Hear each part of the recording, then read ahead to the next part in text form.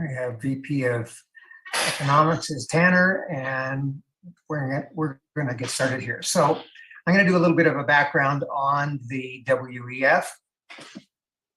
It's, according to its website, it was formed in 1971 as a nonprofit organization by a University of Geneva engineer economist professor by the name of Carl Schwab, whose face we've seen plastered all over media. He's been the chairman since 1971. At the time, it was known as the European Management Forum, but in 1987, it changed its name to the World Economic Forum. Now it's founded partially on the principle of shareholders capitalism. This is the form of capitalism in which companies do not only optimize short-term profits for shareholders, but seek long-term value creation by taking into account the needs of all of their stakeholders and society at large. And we're going to come back to Tanner when I finish this, and he can maybe explain that's just a bunch of fancy talk for something else. In 1993, the World Economic Forum created a group called the Young Leaders for Tomorrow. And I'm going to show you a list of some of the people who have passed through it, but in their first class were Tony Blair, who was Prime Minister of England from 1997 to 2007, Angela Merkel, who was the Chancellor of Germany from 2005 to 2021. If you can imagine, in that group, there was Vladimir Putin. So these guys have all been cozy. Nicolas Sarkozy, who was the president of France from 2007 to 2012. Victor Orban, who is the prime minister of Hungary and has been since 2010.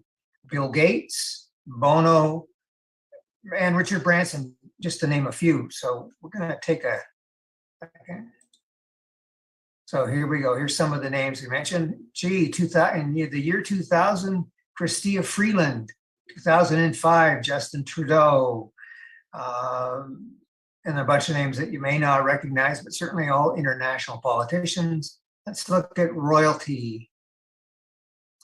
Not so important, but 1995, Paul Allen, co-founder of Microsoft. There's Richard Branson, Jeff Bezos, founder of Amazon, Jack Ma, founder of Alibaba. 2008, Elon Musk. 2010, Mark Zuckerberg, right? Shakira, 2008, and then our favorite Hollywood actor, enemy of the tar sands, Mr. Leonardo DiCaprio. Chelsea Clinton and Ivanka Trump. So it seems like there's a whole bunch of them in bed together. Now let's just move to this next one. Here's some of the affiliated companies. We don't have time to go through this whole list. You can find this on their website, but here down on the left side, Alberta Investment Management Corporation. So we certainly know we have people in Alberta in bed with the WEF. Here's another one. If you're familiar with the companies like Vanguard and BlackRock that own most of the world, there they are. And then the Bank of Montreal Financial Group. So pretty amazing company that these people keep. Now look at this. This is Liz Truss. She's the new Prime Minister of England. Before her, there's Boris Johnson. And before him, there's Theresa May. So the last three prime ministers of England, well, the current one and the last two, all involved with the World Economic Forum. And here, this is the man formerly known as the Prince. This is 1992. This is Václav Havel, who was the president of the country of Czechoslovakia and then of the Czech Republic for 10 years. So, and there's Mr. Schwab in the back. So if we go back for a minute and we just take a look at this, oops, we're going the wrong way. This list of politicians. Here in 2013, there's somebody whose name you won't know, Ida Auken. She was Minister of Environment for Denmark. Now, according to Reuters fact checkers, the WEF does not have the stated goal that we will own nothing and we'll be happy. Supposedly, Dear Ida wrote this prediction in question and said that it was not a utopia or dream of the future, but it was a scenario showing where we could be heading for better or for worse. In a written update, she clarified that the piece aimed to start a discussion about some of the pros and cons of the current technological development. When we're dealing with the future, it's not enough to work with reports. We should start discussions in many new ways. This is what she said. But as we all know, or as we all question, who's fact-checking the fact-checkers? So before we go any further, that's the official narrative of the WEF, and that's what you find on their website. But according to some of the information we found, the World Economic Forum was not the creation of Klaus Schwab, but it was actually born, again, here we sound like conspiracy theory, but this is pretty much fact from what I can gather. It was born out of a CIA-funded Harvard program headed by Henry Kissinger and pushed to fruition by John Kenneth Galbraith, who was a Canadian-American economist who taught at Harvard for about 50 years. A gentleman by the name of Herman Kahn, who, if you are familiar with Stanley Kubrick, this was the real Dr. Strangelove who wrote How to Survive a Nuclear Attack. And all three of these fellows were members of the Council on Foreign Relationships. So basically, their recorded history has been manufactured to appear as if the organization was strictly European creation, but it's not. In fact, that Klaus Schwab had an elite American political team working in the shadows that aided him in creating the European-based globalist organization. Schwab attended Harvard, the John F. Kennedy School of Government in the 1960s, where he would meet then Professor Henry Kissinger, who he would form a lifelong friendship with. Now, Kissinger, right from the Second World War, was involved in intelligence. So he's been involved with the CIA and the FBI. And so basically, it would seem that Kissinger recruited Schwab at the international seminar at Harvard, which was funded by the CIA. And this hasn't been published, but it is now available. There's information on the net. Now, during Richard Nixon's period as president of the United States, Henry Kissinger served as Secretary of State and National Security Advisor. And this is a quote from the WEF website. Over a single weekend in August 1971, US President Richard Nixon and a crack team of advisors set in motion developments that would inaugurate a new world order. Though there was little choice but to end the dollar's convertibility into gold, how the US went about it holds lessons that remain valid today. So is that coincidence that in 1971, the World Economic Forum, under a different name, was started?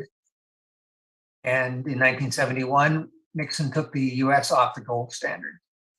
So if we jump ahead to 2016 at Davos, Schwab said of Trudeau, "I can't imagine anyone who could represent more the world which would come out of this fourth industrial revolution."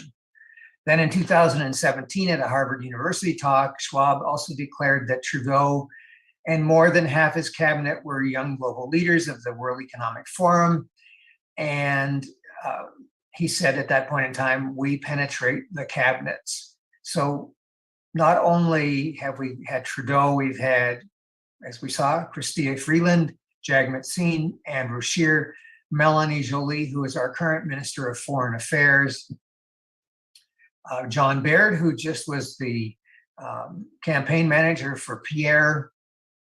Anyways, so we go on and on. If we take a look just at a few more slides here, let's go past these folks. Here is part of the current board. Now, some of these folks I don't recognize, but here's Mr. Lawrence Fink, who's the chairman and CEO of BlackRock, again, one of the investment companies that owns half the world. There's dear Chrystia. And I believe that Al Gore is also plugged into this group as well. Now, one final comment before I turn it over to Tanner, and he'll talk about the stakeholder capitalism.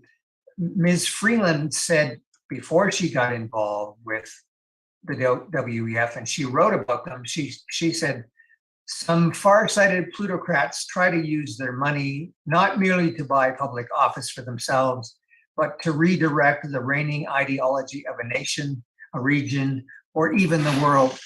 So this is who we have in our government and also running the WEF. So let me get out of this screen and we'll go to Tanner. Tanner. Well, thank you so much, David, and thank you for inviting me on for this very informative webinar. So when David and I were talking before, we thought, why not, just for a very short section of this webinar, give a brief overview of the economic system that Klaus Schwab and the rest of the WEF want to implement. And I would also argue, based on the previous quotes of men like King Charles, that they are right in line with this as well, and they intend to implement this economic system as well. When you read the documents that come right from the WEF, and they're available online, you'll see that one of their main goals, one of the main purposes of this Great Reset, which they're pushing so hard, as we know, is to impose or implement a new sort of economic system in the world. And the economic system that the WEF wants to impose is called, or they call it, stakeholder capitalism. And so we thought, why not do a brief demonstration, a brief discussion on stakeholder capitalism and what it is and what the purpose of it is and what it looks like for you and I as individuals. But before we do that, it's important to mention, or I want to discuss, how one of the most profound things that I've ever heard, I think, was actually in university. One of my professors in university said this on the first day of my senior courses of economics. The course was a regular, maybe competition policy or something. I can't quite remember. But the professor walks in and he proceeds to tell the class, there's 20 of us or 15 of us, whatever it is. He says that there's one thing about a socialist nation, or if you look at a super socialist economy, a communist economy, the one thing about them is clear. It's that they never change. The thing about 1970s Moscow, about the USSR, is that nothing ever changes. Everything is boring. Every day is a drag. Every day is a bore, right?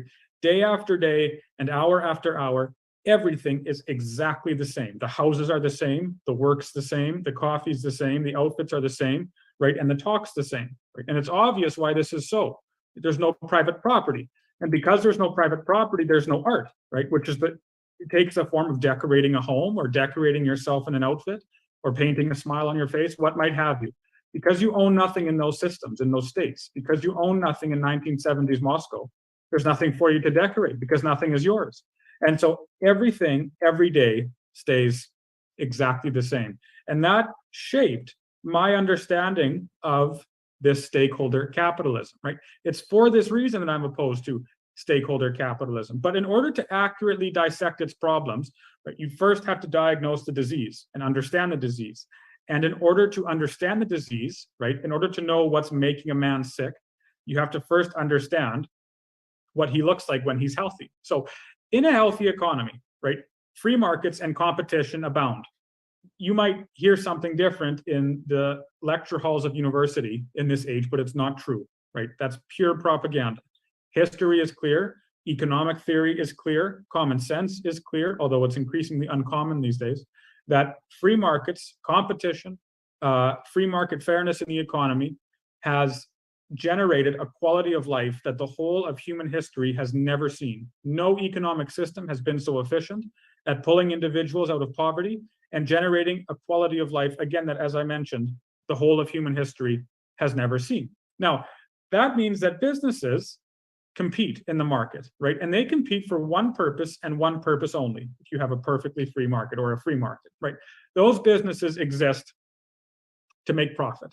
That's their purpose. That's why they are created. That's why they're in the marketplace. And this is desirable. If you walk into a university lecture these days, you'll listen to the professor espouse how terrible profit is, how evil profit is. Klaus Schwab has said the exact same thing himself. King Charles has said the same thing, that profit is this evil sort of cancer in the society that has to be eradicated.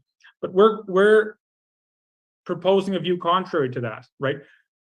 Things like profit and prices and losses and costs and revenue and surplus, etc. Those are mere words of a special economic language that's used to communicate information, right? Profit is merely a signal. That's what it is. And if profit is being made, it's a signal to business and to the rest of society that our scarce resources are being used efficiently and being used effectively. And everyone is made better off because of it, right? If a business is making profit, it's telling those business owners that what they're doing is right, and society wants what they're giving them. And so they should keep doing it. And so it's a signal. Now, that sort of capitalism is called shareholder capitalism. And it's called so because the company, the business, is owned, right, by various individuals who purchase a share, a portion of that company. And that company exists then to make those shareholders, those business owners, profit. It exists to make them money. That's the healthy state. That's the healthy state of economics. What about the unhealthy one? The unhealthy one is what Klaus Schwab is proposing, called stakeholder capitalism. Now, the problem with stakeholder capitalism is that it's not capitalism, right? You cannot call it capitalism any more than you can call, a third line grinder on a hockey team a figure skater, right? It's capitalism's direct opposite for the reason that it abolishes all ownership of capital. Right? Stakeholder capitalism, what the WEF is proposing, what Klaus Schwab is proposing, is an economic apparatus where the company does not have fidelity to its shareholders or to its share owners, right? To its owners, but instead, it defers to those people who are affected by the business's existence, right? Quite simply, instead of working for profit, the business, according to Schwab, is supposed to work for sustainability. So the most common example I use is a power plant. Suppose you have a power plant that's run on coal and it's producing electricity. In a normal market, that power plant, again, exists just to make profit, right? The purpose of its existence is to make its shareholders profit. And those shareholders will only earn profit, those business owners will only earn profit if that power plant burning coal indeed produces electricity, because then you and I will buy it. But in a stakeholder capitalist economy, it works like this. The power plant burning coal is used to generate electricity. Klaus Schwab says that that power plant produces emissions. Fine. He says that those individuals living around the power plant are affected by those emissions because they're breathing them in. And in fact, those emissions might spread throughout all of the county and perhaps the province, perhaps all of Alberta, perhaps the country, who knows? But nonetheless, the emissions that are produced by that power plant are affecting people around the region. Let's say it's the province, just for ease of example. According to Klaus Schwab, that means that all those individuals in the province should have a say in what that corporation and what that power plant is doing, because those individuals are affected by the power plant. And so the company, the business, is no longer working for its shareholders, it's no longer working for its owners. It's working for everybody, even though everybody doesn't own it, right? What's the problem with this? The fact of the matter is, stakeholder capitalism is not capitalism. It's not even socialism. You might as well call it communism. I say so because in reality, it says everyone owns everything. Everyone has a right to own everything. Now, that really means that no one owns anything, right? The problem with this whole thing is that it abolishes property. It's the abolition of private property, right? And the tragedy of that is that private property is the art of democracy. And so if that happens, if we enable this to infect our society, the stakeholder capitalism, right? We return, or we don't return, but we head down into a world where everything is boring, just like 1970s Moscow. Everything is gray. Everything's like 1984, like the Soviet Union, where you can decorate nothing because nothing is yours. And nothing of yours can be stolen because you own nothing. There is nothing to steal, right? It's a horrible world that can hardly be called a world at all. And if implemented with the size and scope that we're hearing about, then it will mean our serious suffering. So that's why we're fighting so hard against it. Oh, is David back? If not, I'll just keep going. Oh, there he is. I'm here, but no, go ahead. It's all yours now. Sure. We'll bring in Kian. Sure, perfect. So that was my little spiel, but now we have the guest of honor for the episode, which we're so excited to have. This is Kian Simone, and he works with Rebel News. Kian, perhaps you'd like to give our audience just a brief overview of who you are, of what you've done, your docu-series, et cetera, et cetera. Yeah, hey, can you guys hear me okay? You bet. Alrighty, well, yeah, my name's Kian Simone. I'm a journalist at Rebel News. Well, I was a journalist, now I'm a full-time documentary filmmaker. I guess I moved to Alberta last year. I'm a political refugee from Ontario. My local Walmart was taped off all around the non-essential items you couldn't buy because of COVID. So I saw that, and the next day I packed up everything I owned and I moved to Alberta. I didn't even have a place to stay. I just knew I had to be here. And then I joined Rebel News. So it was about 6 months. My first story was with Art Kovlowski, who was a tyranny. And then in February, my first big story was I was the one at the Coos Blockade.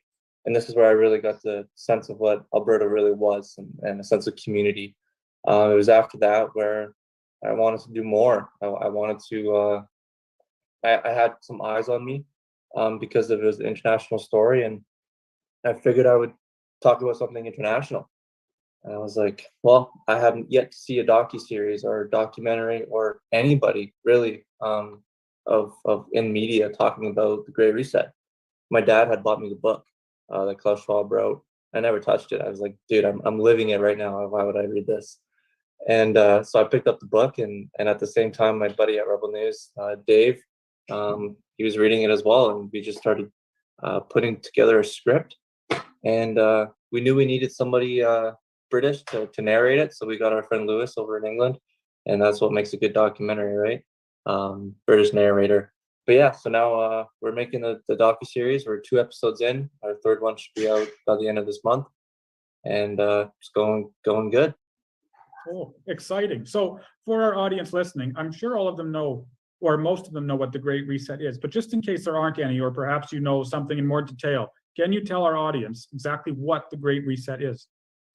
Yeah, so I was writing about it in the script today for the 4th episode, and I like to put it this way better now. The great over the past 200 years, we've had the 3rd industrial revolution of well, life's been great.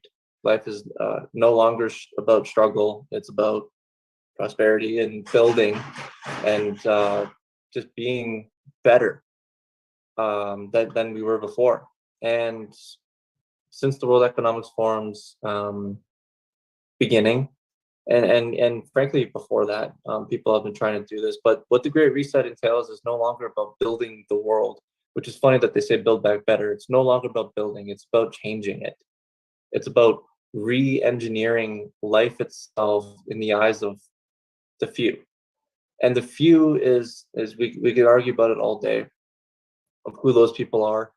But what the World Economic Forum is doing is basically using the influence of the few who work or who use that as a platform to influence government, which, as you've heard before in the seminar, that they're in a lot of governments. So there's 5 pillars to the Great Reset. It's economic, environmental, societal, technological, and I can't believe I'm blanking on the 5th one. But you see that it encapsulates the entire aspect, every aspect of our human life. And you'll notice that there's common themes with it of dates that you've likely heard 2030. This is a plan that's obviously since the 1970s with the Bilderberg Group and the Rockefellers and the World Economic Forum and the Council of Foreign Relations. Like, you hear all these names, and a lot of them, you can't really talk about in public, or else you get deemed a conspiracy theorist. But the World Economic Forum is pretty out there and front runner of someone who is pretty open about their plans. So they hope to rearrange the entire world by that date, 2030. Why that date? I have no idea. Wouldn't even try to speculate, but I think that encapsulates what the Great Reset is. Perfect. Yeah. And also, before I ask another question, I just want to let our audience know, for those who are listening, if you'd like to pose a question to Kian or to whoever, in the chat box below, it says there's a Q&A section, a chat, and you can just pose your question. I'll start receiving them, and as we get them, we'll ask them as fast as we can. But you mentioned something that piques my interest, and I often think about, which is all of this information is public, and it's, you can find it online, you can find it in books. Klaus Schwab writes a book about it, this long book, this Great Reset book. Why do you suppose it's still heralded as conspiracy theory? Is that a consequence of powerful media, or what do you think? I think it is powerful media, and it's ignorance at its core. You have these concepts of a vaccine passport.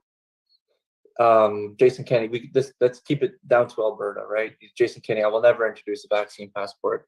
In fact, I believe they do the privacy law and all blah blah blah. And anybody who said no, he's gonna do a vaccine passport, everybody's doing a vaccine passport, was deemed a conspiracy theorist. And who was the one saying that? Well, it was the people who have all 5 vaccines, and it was the people who played along with it this whole time.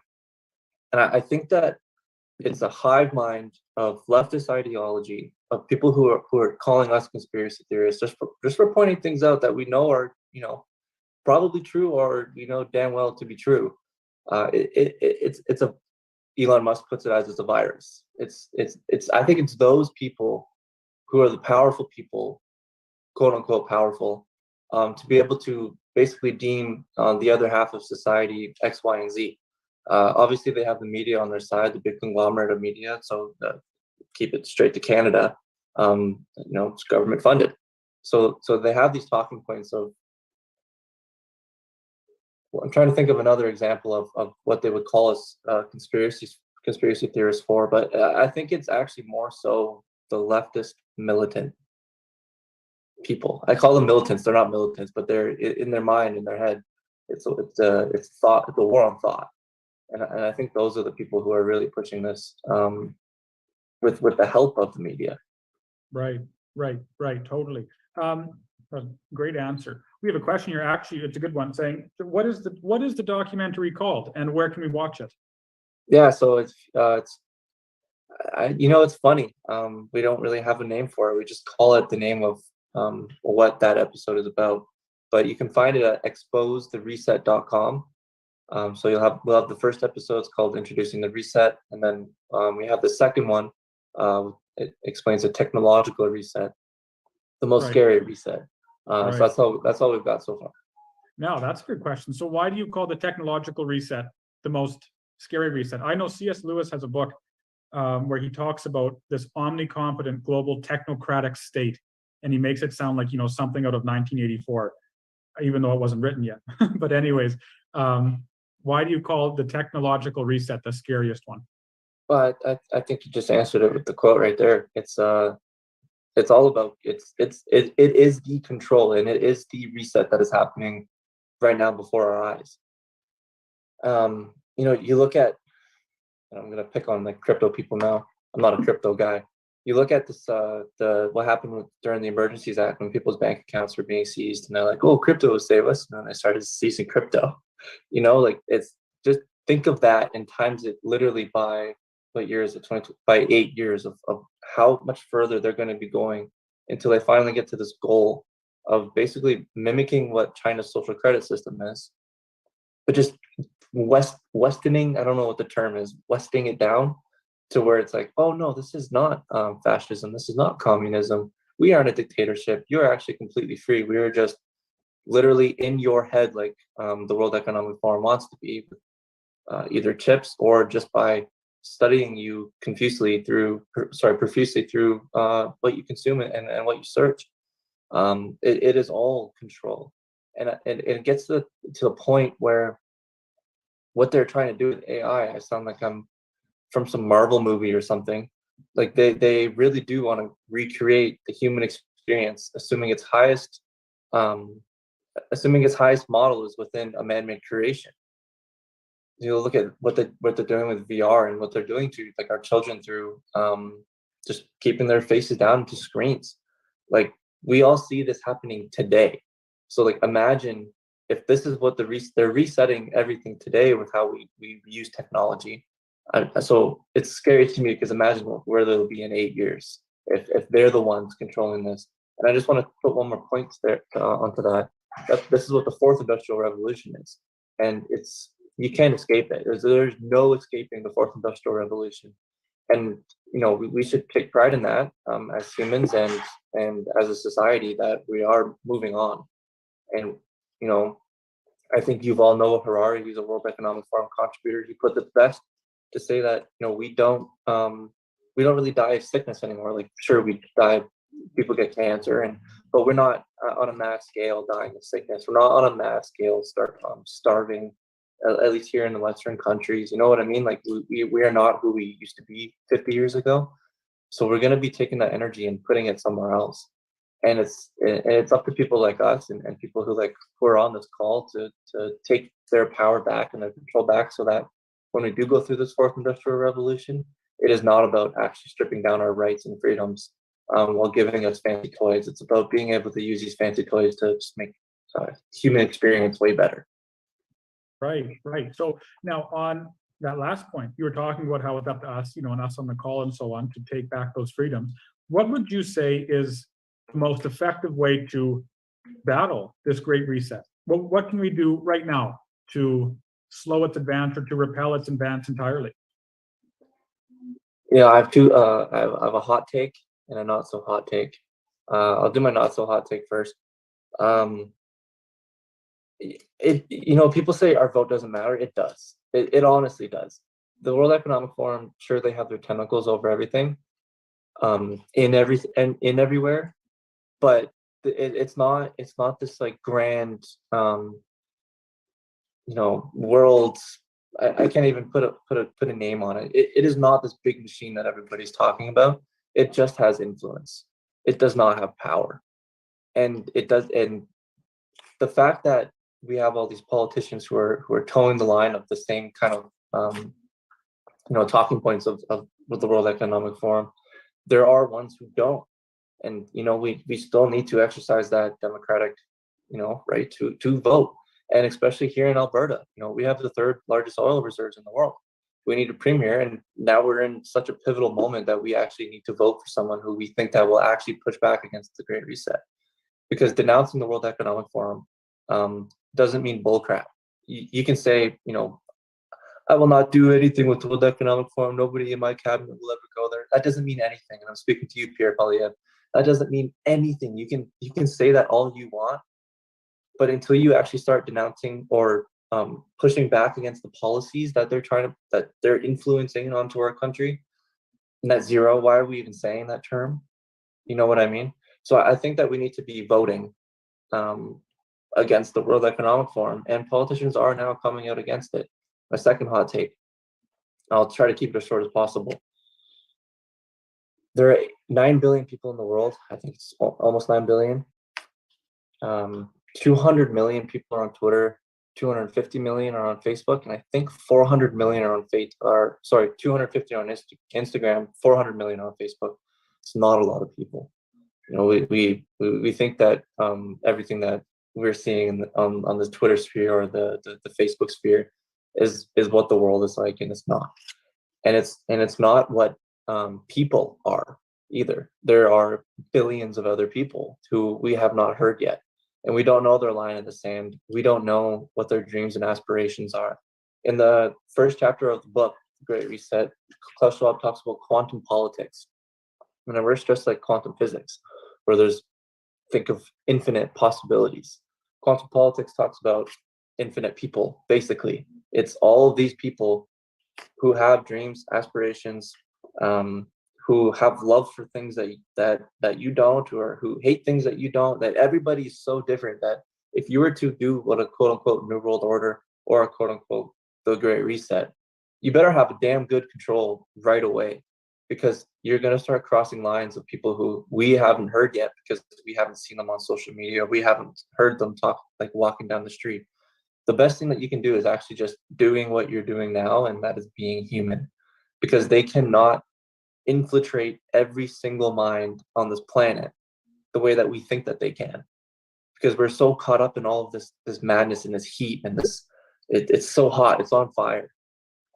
But they're struggling because sure, they got us angry, and they got Becky, our next door neighbor, who has the rainbow flag hanging outside her house, Black Lives Matter, and gets down on one knee every morning with her coffee. Like, sure, they have her and they have us angry, but they don't have another billion people. You know what I mean? Am I kind of making sense here? Is that it still has to go a lot further than we think, and there is a lot more people who are going to start playing this game once they get pissed off when their Tarzan thing gets shut down, or when it's not an eco-terrorist burying a well with cement. It's your government. You know what I mean? It's Right. we got a lot to go, and we got a lot more people that are coming onto our side, so we need to stay human. Right. Yeah, we're trying to resist the tyranny before the tyranny exists, basically, is the idea, right? That's the best way to do it. It's also why, while we're working with APP, right? This is the reason why we push memberships, why we want people to buy memberships and to work with us, because we're trying to resist the tyranny before the tyranny exists. And so if you can, in Alberta, procure enough people to force a politician to hold a referendum on independence, you give Alberta that leverage, that bargaining chip, to be able to become independent of a government, or the government, right, that currently in Ottawa, that's, again, this isn't a political statement, it's just fact, that is closely tied with the WEF and all of these new world policies and ideals that they're so aggressively pursuing. Now, you mentioned something that also piqued my interest, and that was China and the social credit system. Could you give our listeners just a brief overview of the social credit system, and what you think it would look like if the WEF and so on actually got their way with it? Yeah, I've only seen things about the social credit system from stuff that I've seen online, and as you can imagine, not a lot of stuff comes out of China. It is like a Black Mirror episode. If you ever watched the show, you have a literal number, a score that is attached to your person. So whatever you say or do affects that score. And in extreme cases, like some places in China, you cannot get X, Y, and Z, gas, groceries, or healthcare. Maybe it gets to that far where it depends on what you say and who you criticize that affects your scoreboard, your number. I'm trying to put it in simplest terms. And that comes to the West, and it will, and they're trying. It will come with that digital ID that they've already put through. Sorry, it's my dog barking. You'll see that with the digital identity, they'll start doing risk assessments on people, and they've already written white papers about this, called the Known Traveler's Digital Identity, the KDTI. And it is my conspiracy theory that is what ArriveCAN was. Because if there was something to come out of the World Economic Forum, like a program like that, the Known Traveler Digital Identity, where it's basically a system that sets up through facial recognition through airports of people coming in and out, scanning everybody, doing quote unquote risk assessment to see who's a bad flyer, or who's saying bad things about Daddy Trudeau, or like things like that, or who's someone who wants a referendum on independence. Like it can go as zeroed in as that. So what the digital ID with KDTI would do would basically connect your person to your ability to travel, and that is the first step, is to not be able to leave this damn country if it ever got that bad, right? And we've already been kind of herded into this idea of not being able to get on a plane because of a choice that you made. Right. That's what it looks like. It looks like you not being vaccinated, you cannot fly, or you not being vaccinated, you cannot get on a plane. That's what it looks like. Right. Now, so all of these things that the leaders of the WEF and so on are pushing, and these guys are trying to influence, what do you suppose the reason is for their objectives? Why do you suppose that Schwab wants to impose this new way of living upon us? Is it simply a lust for power, or is it something more? I want to start by talking about the other 80% of people that work at the Economic Forum. I don't think they're all bad. I really don't. I think that they believe in their cause, and I think that they think they're doing good things for the world. And that's why I don't approach it with anger when it's someone who's not Klaus Schwab.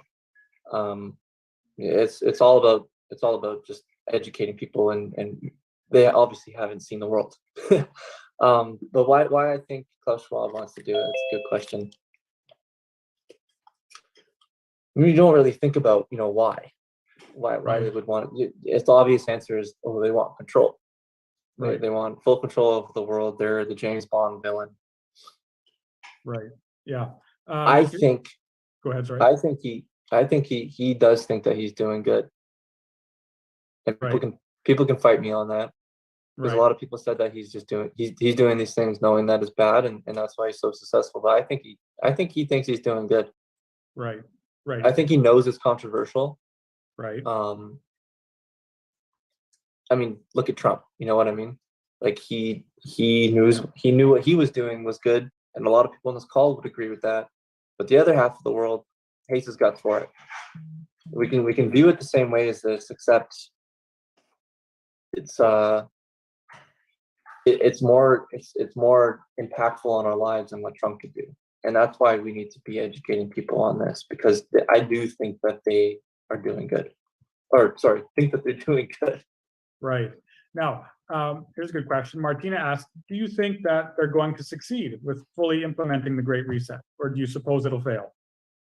No, I think that they'll take a few steps forward, and I honestly believe that they'll take a step too far, and I think they'll do that really soon. I think they already have done took a few steps too far and got a few too many people, like I said, on our side who were not on our side before. Look at that hashtag Trudeau must go. You can think of that as a lot bigger than just something about not liking your prime minister. If you read those, it's a lot of vaccinated people who said, I regret my choice. And this isn't about if you're vaccinated or not. It's just simply about what the government was able to tell people to do before. And now they'll never be able to tell them to do anything again. Right. Here's a question that maybe, well, I don't know if you know the answer to it. I don't know if anyone knows the answer to it, but based on your research and all of your filmmaking and so on for this docu-series, how much influence do you think those members of the WEF have over our government, our federal and provincial governments? Do you think it's extensive, and do you think that our governments are practically puppets, or do you think it's exaggerated? What's your opinion on that? I think it's a little bit of both. I think they do have an intense amount of influence on people like Justin Trudeau. I mean, look at the guy's ego, right? He's got to be the biggest and he's got to be the best. And you're getting invited to these forums with the 1% of the world, and they're looking at you like, hey, you can make these changes for us, and he doesn't even need to get anything out of it. That's an ego boost, right? And I think a lot of it is blown out of proportion. The more, I don't want to say like kookier people on the spectrum of the right will say the World Economic Forum has their hands on everything. They don't. They really don't. It really is influence. I like to use this analogy. You're an athlete who just got signed a deal to, let's say, the NFL. This rich man comes up to you and he says, hey, I got 3 supermodels in this private jet, and we're gonna go fly to my island, and we're gonna go party for a weekend. You want to come? Everybody says yes. Everybody. And that man turns out to be Jeffrey Epstein. And now you're, in a world deep full of crap, right? Like you need to look at the people who go to the World Economic Forum, like, hey, there's this group of elite people who essentially run the world, and everybody knows it, that they have all these positions. We have all these CEOs, like you said, that were on that list. You get to go hang out with these people for a weekend. Everybody's going to go. Like, you can't be mad at somebody who doesn't think like us, who goes to that. Maybe they're not like a radically to the left, but the idea is that they will go there and then get radicalized. And that's what that Young Global Leaders program is. That's why people like Ivanka Trump go, and Elon Musk, and all these people go there when they're just starting out, hoping that because they'll be at that forum, the World Economic would be hoping that they would get radicalized. So you just have to think of it like literally just a school. That they don't have that kind of influence. They can give people scholarships, but I think we need to stop giving them so much power. Right. So basically, your thesis is that by basically, heading towards the honeypot is what I'm reading. It's called. It's enabling them to engage in the actions that they are right now. Right. So it's it's honestly as simple as saying no, basically.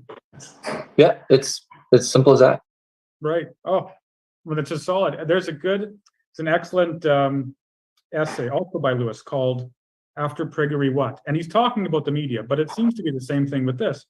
And the idea, the question that was posed to Lewis was, how can you defeat a media that's so powerful and yet it lies all the time? And Lewis's answer was simply don't read it. And it might be that it's just you to start, but then me and Kian are 2, and then me and Kian and David are 3 and 4 and 16 and 32, and it continues to expand until eventually, these massive companies or organizations are feeling the hit, right? I'm reading that Global News itself is considering or is in real financial trouble. So at any rate, the next question here is actually talking about depopulation. In your studies, have you heard anything about the WEF's depopulation agenda? Is there one? Nope. No. I have not seen anything about the WEF saying that. Furthest it goes would be when was it the Rockefeller Group, the Rockefeller Foundation, in 1971. I think it was the Rockefellers. I might be blanking. They posted they had a book at the same time as the World Economic Forum's creation or name change, called Limits to Growth, and it was basically just talking about overpopulation and the dangers of that. Quote unquote dangers, sorry. And there's supposedly that the World Economic Forum, Klaus Schwab talked about that book being a very powerful part of his transformation or his lead up, I guess, his growth. But I couldn't find anything about that. I'm not really into the whole the depopulation one. I don't think that it's I don't believe it. I don't think that they'd want to kill us. We should listen to Michelle Sterling from Friends of Science on October 5th. I think it's Wednesday, October 5th. She's got some ideas on that and a bit of research. So she's going to be talking a bit about that. So October 5th. Save the date, October 5th. Thank you, David. What about the WEF's war on cash? In your studies, have you encountered anything on that? And first of all, is there a war on cash? Does the WEF intend to, from what I can tell, it seems like they intend to impose a one world currency, correct? Well, see, you got to catch yourself how you're framing the question. I suppose right? They can't do it themselves because they're not a government and they don't. Right. But I see what you mean. Yeah. And I didn't mean to. I wanted to use that as an example of that's how people shouldn't be talking, right? Right. They want that. And they're experts and the people who go to these forums, they talk about that. Cash is dirty. Cash spreads the coronavirus, right? It's I've seen a few things. I haven't got to the economic reset yet. I wanted to save that one for last because I think it's the most important one, with the stakeholder capitalism and ESGs and all that stuff. So I wouldn't be able to answer that. I really try to stay away from the money. I know it sounds terrible as a journalist and as a documentary filmmaker and as someone who's supposed to talk about this, but I can't. I'm really bad with it. Money's a whole nother hydra. As an economist, I can promise it's a whole nother. Even economists disagree about what to call money. That's how complicated it can be. We have another good question here. If I can find it, which I will in a moment. How about the ESGs? You just mentioned ESGs, and I know that you haven't done the economic docuseries yet, but could you just tell our audience what ESGs are? I have no idea. Oh, well, you know what? Then let's keep it that way to keep things as objective as possible. Oh, we'll let you research it on your own because that way it keeps the mind. No, I've seen it everywhere, and I know about BlackRock and Vanguard. I know about it all. I just haven't got there. There's a lot. Right. Yeah, it's true. To make a docuseries, I can't do everything and then come back. I'm going step by step. Oh, that's probably the smart way to do it, I imagine. So then, with your study so far, considering it's so massive, what's the most shocking thing that you've discovered? Shocking thing that I've discovered. That's It's not the most shocking, but it's the most recently shocking. So the World Economic Forum has a bunch of partner companies that they work with, right? You think of a company that's really big and they're partnered with it. Think of it like that. There's a bunch of smaller ones that are kind of like organizations and activist groups, and there's a lot of LGBTQ ones that I kept seeing like different names, like a list, right? So I started clicking through because I'm doing it for the societal reset, and I found that with the Great Reset, and they say the Great Reset in the title, of basically making LGBTQ cities. Like, you know how like they have like smart cities and stuff like that.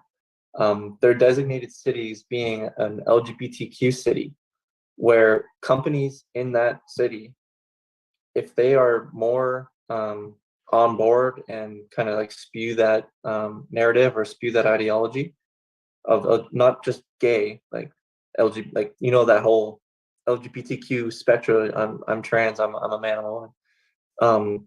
They get actual dividends. They're called inclusive dividends. So I believe that that's already happening. And this is the World Economic Forum talking about how this should be a thing like a few years ago. I think that it's already happening of why all these companies are all of a sudden, you know, gay. Right. Or I found that shocking that the World Economic Forum was doing that,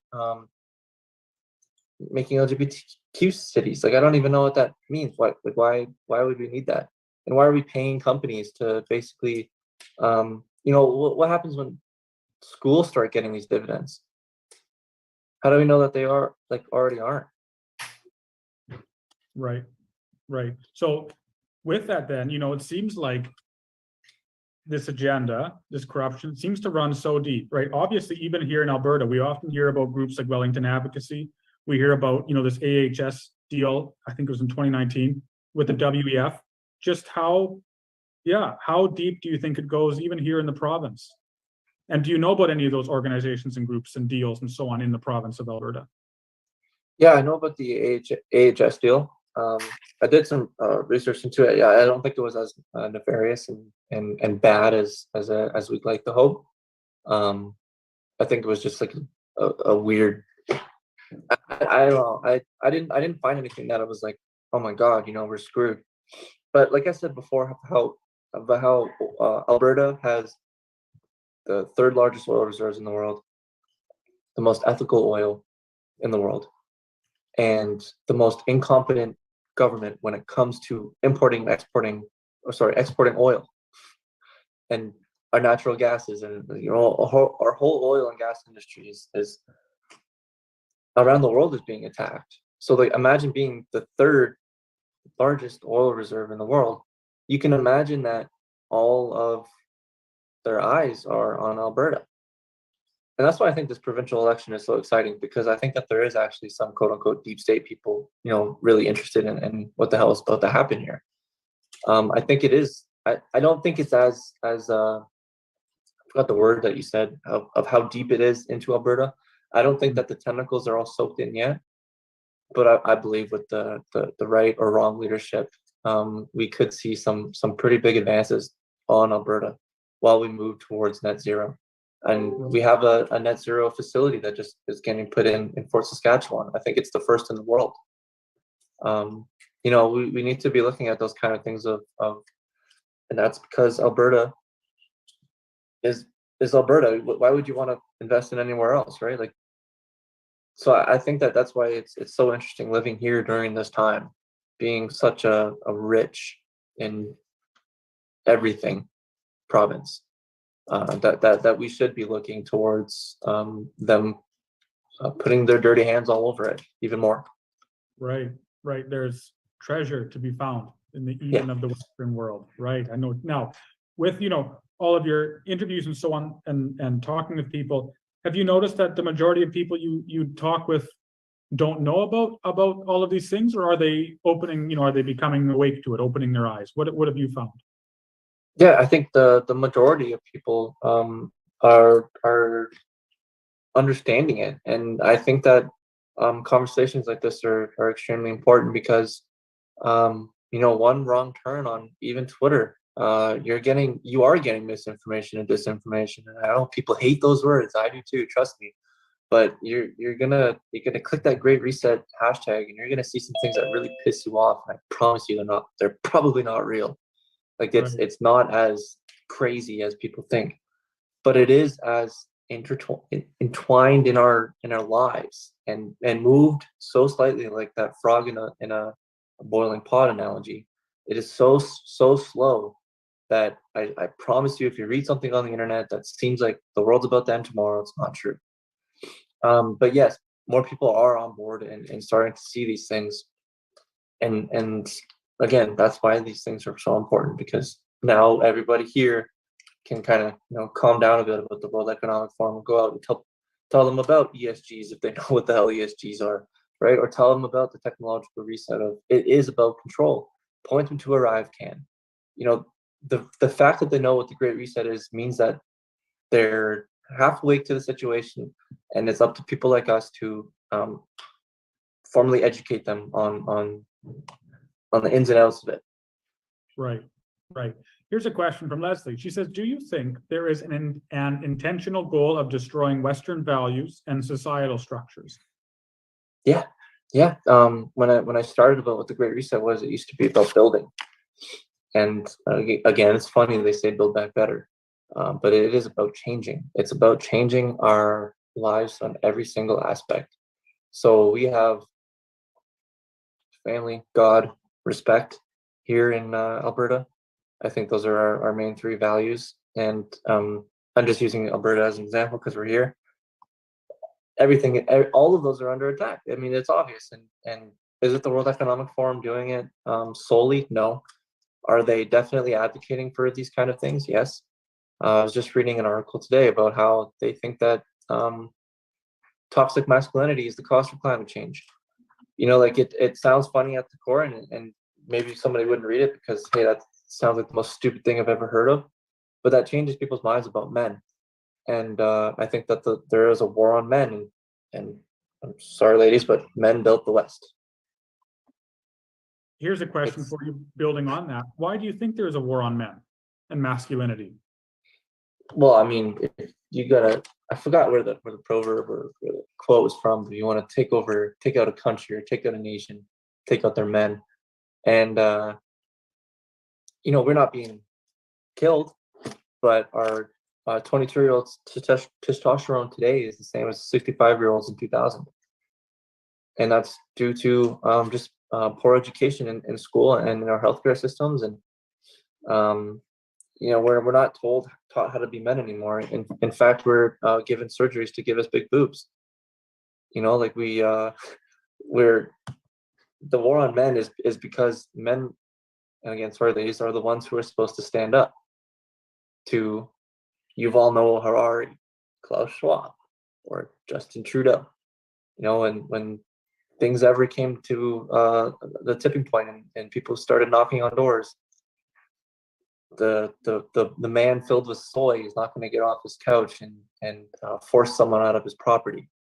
You know what I mean? And I don't want to get to that extreme, but even having conversations like this, men filled with soy can't articulate this kind of thinking even. And I know that sounds like a controversial take, but look at a man full of soy. What does he talk about? What does he do? Where does he work? It's an interesting thing, and the next episode after the fourth episode is going to be pretty heavily on that. I'm very passionate about it. The war on men. And yes, right. Back to the question, the culture, they're changing our values, and yes, they are. Right. Oh, there's a total war on masculinity. Completely agree with you. You've mentioned Harari a couple times. Could you tell our audience who he is? Yeah, sorry, let's only turn the backlight back on there. So Yuval Noah Harari is an Israeli historian who he says, and I'm gonna butcher this because I don't understand it, who focuses on history by looking at the future. Don't know what the hell that means, but what you can basically assume from that is that he is a historian wanting to be a prophet. And I don't mean to get all biblical and using these words when talking about this, but he is the one who basically talks about the fourth industrial revolution being the best thing in the entire world as long as it's shaped by the World Economic Forum. And let me expand on that by he advocates for that well-known conspiracy, the microchips in your brain. He is the one who is behind that. Like he is the voice behind that, that whole phenomena. He thinks that the surveillance that came out of COVID was the best thing to happen to the human race in hundreds of years. And I'm paraphrasing, he actually did say that. So like he's a contributor to the World Economic Forum, but he's also an agenda. Well, you have to Google it. If you Google it, he's an agenda contributor, which basically means that everything that he says through the forums you can take them at face value. So that's the World Economic Forum's views. And a famous quote from him to basically sum up what kind of guy this is. He says that back in the day when you didn't get, I'm paraphrasing this because I can't remember what he said. Back in the day when you didn't kind of get along with how the world is moving, you were used as a serf or a slave. And that's true. And sure, there's plenty of things wrong with that, but if you were not a great mind, or if you were not a strong person, or you weren't useful, you were a serf, you were a slave, you're a poor person, you know? Today, with the coming advanced technologies, because they're focusing on artificial intelligence and replacing humans, he says that today you won't even be needed as a serf or a slave because you will be something new, useless. Right. Pretty leaves you speechless. Yeah, and he says that it's that's not yeah it's freaky, and he's leading the technological reset, and that's why it's the scariest. Right. So it seems so you would be comfortable to say, or maybe you wouldn't. Would you be comfortable to say that Harari's objective is to make humans, quote unquote, more than human, and therefore make them less than human? Yeah. He and I'll summarize it really quickly what I said before about how humans are no longer getting sick like they used to. They're no longer starving like they used to. They're no longer having the same issues that we used to have 150, 200 years ago. So now we need to be facing our energy for something else, and that is growth. And he thinks that is basically by replicating ourselves or advancing ourselves in ways that don't need to be advanced. You know, I have no issues with bionicle arms. You know what I mean? Like just getting into the sci-fi world of having a mechanical arm. But when that is like what the World Economic Forum would want is basically to connect that to your brain. You know what I mean? Like there's a wall, a line that you got to cross there that the World Economic Forum wants to cross that we need to be very careful of. So I'm into my dog out. Oh yeah, that's totally fine. We'll ask you one more question, just because I think we've got to just about all of them, if not all of them, and we'll maybe leave the audience with this. As they venture out into the world and discuss with people and talk about this, the WEF, the Great Reset, what Harari's trying to do, and so on and so on, what would you say is the most effective way of doing so, and not being labeled a conspiracy theorist, you know, not being immediately thrown out of conversations because people think you're out to lunch? What would you say is the most effective way of providing this message for as many people as possible? So I'm going to toot my own horn here. With the documentary, I never speculate once on anything. I never assume inside the documentary of what may happen in the future. I tell the story exactly how they tell it, and I use their words. And that's exactly what we have to do to other people who are on the fence. You know, we can talk to our friends and talk about how they want to put microchips in our brains and, you know, whatever, control our thoughts so we can't dream about certain things. Like we can get into these fun conversations, and we can be the conspiracy theorists that we so deeply want to be inside. But we need to use their words. We need to be using their quotes and their clips when you're showing things to people who are on the fence or your friends or your family. Because it's bad enough that they say it themselves, that you don't need to go off on your tangents and your speculations that may not come true to throw off someone's complete perspective on what may impact them today. You don't need to speculate about tomorrow for what may impact them today. All you have to do is show them what they're saying of what they want to do, and that person will join you in fighting with them. I promise. If they're listening, they will join you. Right. They'll stop listening before if they're not interested. Right. Perfect. Well, to end it, would you once again tell our audience where they can find your docuseries, what it's called, and what's coming up for you? What projects, what next episodes have you planned? Yeah, so you can find the docuseries right now at exposethereset.com. We have 2 episodes introducing the reset, which goes through the World Economic Forum, Klaus Schwab. And then we have the Technological Reset Part 1, which is a 2-part series within an 8-part docuseries. I know it's confusing. It's just a lot of information to come back. So we have those 2 right now, and then hopefully by the end of the month, if not the first week of October, we will have the 3rd episode, which will be the Technological Reset Part 3, which it will be about more so the players in the game rather than the game itself. So the companies who are involved in the technological reset be super fun. Did I cover it all right there? I think so.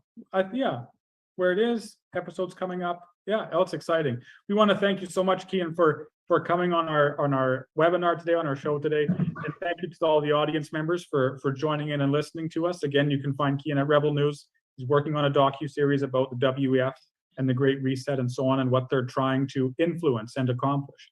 At the APP, of course, we're a non-political educational society. We're non-partisan, and our purpose is to educate as many Albertans as possible on the benefits and the merits of independence, so that through a referendum on independence, we might free ourselves from the influence of these individuals like Klaus Schwab and Harari, who we didn't elect, but who our government seems so eager, or certain individuals in our government seem so eager to listen to and to take advice from and to follow in the footsteps of. And so we're working our hardest to see that happen as quickly as possible, so that Alberta might be a sovereign and strong nation that recognizes the supremacy of God and the rights and freedoms that are inherent to all men and all women and all children. And so if you haven't yet, please consider purchasing a membership with us, joining the cause, and following us on Facebook, on Twitter, on Instagram, on all of the social media platforms we're on.